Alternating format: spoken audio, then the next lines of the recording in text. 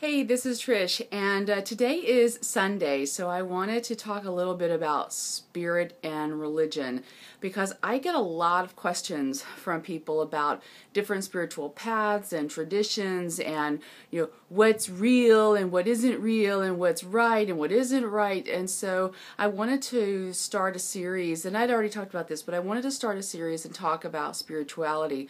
But what is spirituality? What is religion? And so I wanted to just offer some perspectives of how I see spirituality and religion so that you know where I'm coming from when I talk about these things. First of all, I live in Mississippi, so I know lots and lots of fundamentalists. My mother was a fundamentalist Baptist who converted to Roman Catholicism.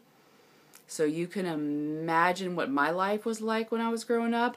But interestingly, statistically, people who are non-religious, that's the largest growing group amongst the religious things when they do questionnaires. So I think at the last census or major polling was like 24% of the population is non-Christian or non-religious of some kind anyway, where charging ahead and being counted, as it were. And so we still have that that negative stereotype about people who are not religious. And, and I ran openly non-Christian when I ran for Congress, and that turned off a lot of people because they want somebody who's just gung-ho Jesus here in the red state of Mississippi. And Jesus, if he actually lived, seemed like a great dude. I mean, he was a socialist and a feminist and, definitely cared about the people. Too bad more Christians don't feel that way. So let's talk about spirituality and religion.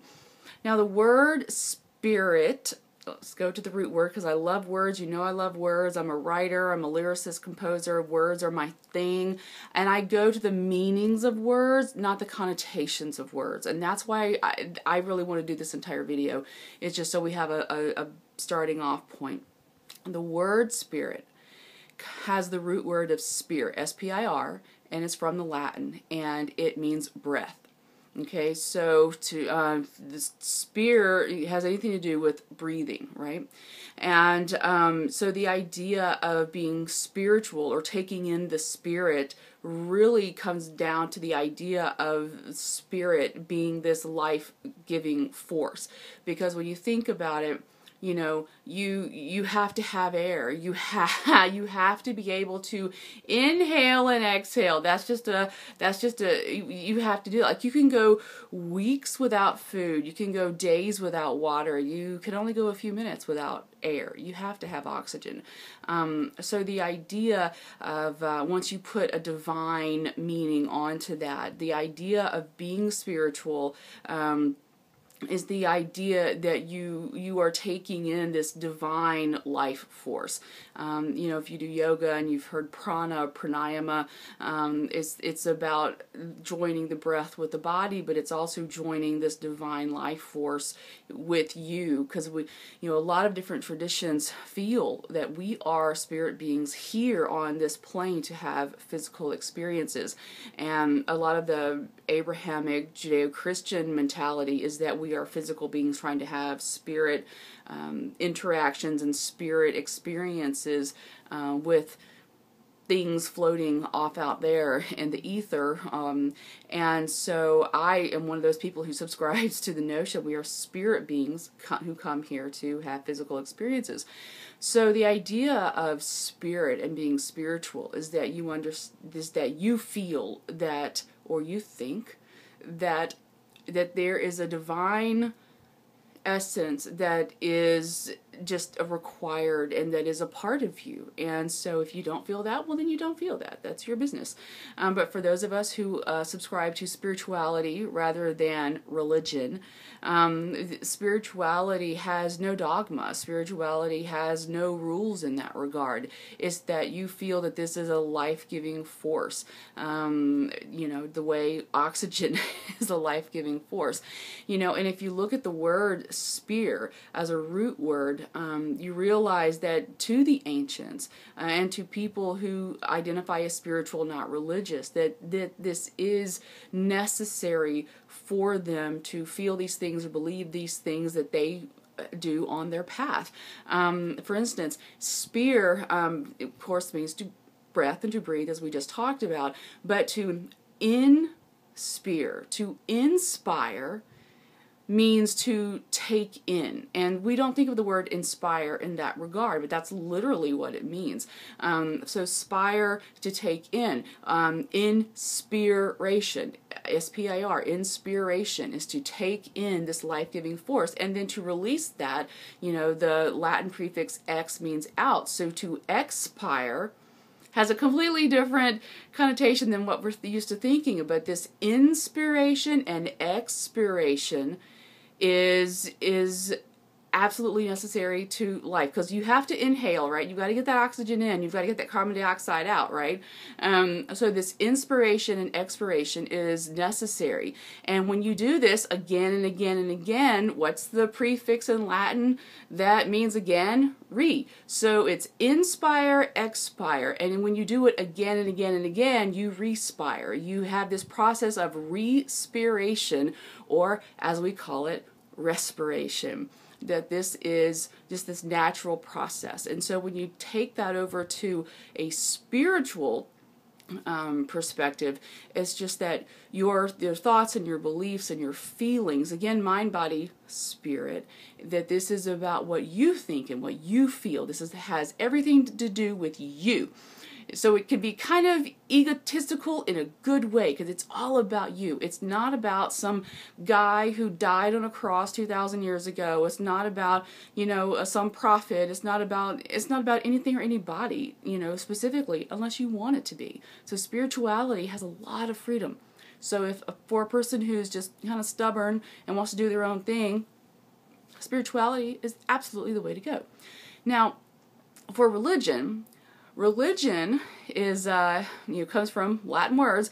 It comes from the word ligare, which means to tie or bind. Ligare, lig, L-I-G, is also the root word of ligament and ligature. So you can see how that, tie or bind comes from there. But then you have the notion that religion ties you or binds you to that dogma. So you are tied to the dogma of that church or that path because you choose to be tied or bound to that. And so the idea for me, anyway, is that the reason they call it again and again, is that they want you to be tied to that religion or to that dogma again and again and again. How do they do that? Sacraments, saying the rosary, doing the Stations of the Cross. Whatever, just going to mass or going to service on a regular basis.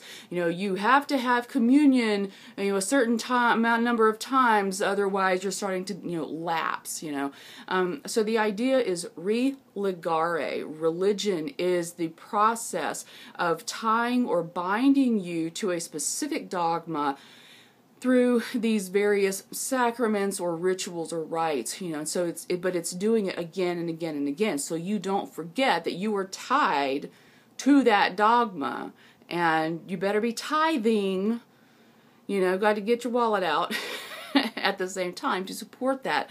So religion is very much this regimented means of practicing, but they tie you, they bind you to this dogma. You have to do certain things in certain ways, and you cannot deviate from that. Just like people who are all's proud to be, I'm a Catholic, but then it's like, oh, but do you believe in women's rights? Well, of course I do. Well, then you can't be Catholic because the Catholic Church doesn't believe in women's rights. Now, this new pope, he's a pretty cool dude. I would love to see some changes. I don't think he's going to do it, but I would love to see some changes in regard to the church's stance on birth control and women being priests, and of course the abortion issue. But you can't say that you're proud to be Catholic. You can't cherry pick. See, and when I was growing up, we called that cafeteria Catholic. You can't do that. You cannot be a cafeteria Catholic and, really consider yourself a Catholic. And so that's where religion nowadays has a lot of problems, because especially the Abrahamic religions, they're based on the ideas of a small group of people in the Middle East 2, 3, 4, 5,000 years ago. How the hell does that have any relation to me and my life here in America? Someone of Irish descent, Scottish descent, as a single mom in Mississippi in 2015. It has no relation to me. And that, more than anything, is why, I don't subscribe, to any of the Abrahamic religions. I'm not Middle Eastern. Why the hell would I subscribe to something that's not of my culture? It makes total sense, for somebody who is of the Jewish culture to follow the Jewish religion. That is the religion of their culture. And when you study religion and when you study spiritual paths, you can see how they came about, because you study where they came from. 3 of the 5 most populous religions in the world came out of India.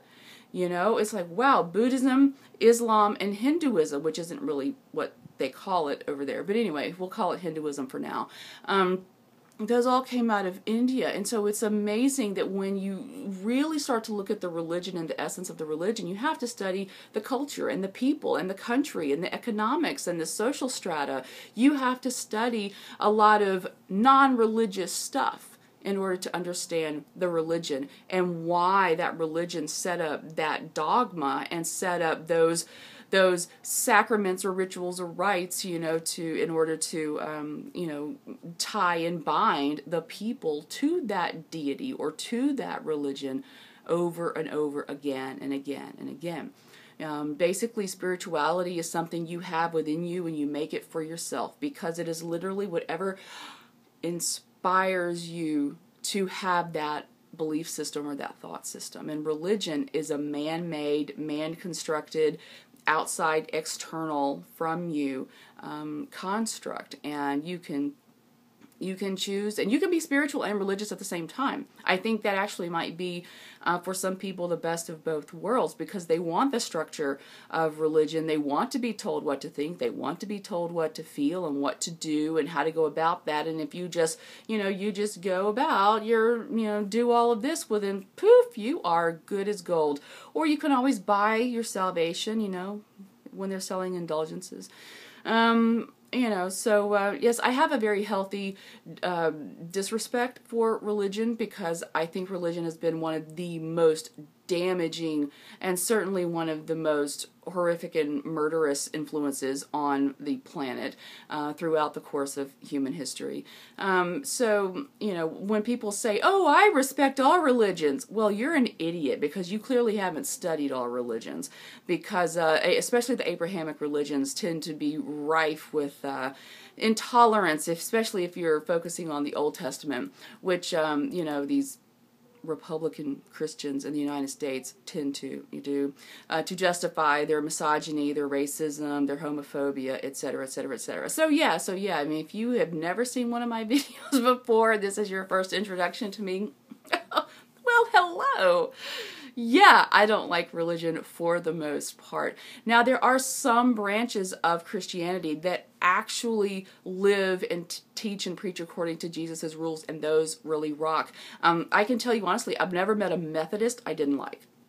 There is a church in Gulfport, the First Methodist Church in Gulfport. It's near the beach. Amazing people. Absolutely amazing. The Presbyterians, as far as I can tell, groovy people. The Lutheran Church, when my show Witch Craze takes place during the Salem witch trials, I had my callback auditions at a local Lutheran church. Totally fine. They were groovy. So it's not necessarily, when you talk about Christianity as a whole, or Judaism as a whole, or Hinduism as a whole, when you talk about religion is so big, you really do need to break it down. But there are enough truths that I feel fine generalizing. most of the time. Yeah. But I try not to. But anyway, so yeah, so spirituality is personal, religion is man-made, and you, as a free, autonomous human being, get to choose what you want. Now, if you're still a young person and you're living at home and your parents, you know, make you go to the church and you don't want to, you should talk to your parents about saying, hey, I really don't want to do this. I was forced into being Catholic. I had to go to Catholic schools. I graduated from Catholic high school with honors, and my mother wanted to send me to Catholic college. No. So I know it can be difficult to talk to parents and family about religion because it's ingrained in us to have these knee-jerk reactions, you know, to feel like somebody's personally attacking you when they say your religion is stupid, murderous, evil, you know. But yeah, so religion and spirituality can be highly contested issues to talk about. And so I'm sure some more of these videos are going to be really interesting. Can't wait. But I just wanted to have this foundation video just to get us started. And so if you're actually still watching this long, I appreciate it. And the next video I do in this spirit series, a friend of mine has asked about spirit guides, and so I will be talking about spirit guides in the next video. So stay tuned for more, and if you have any comments, I'm sure you do, be sure to leave them below here on the YouTube page. All right, love ya, bye.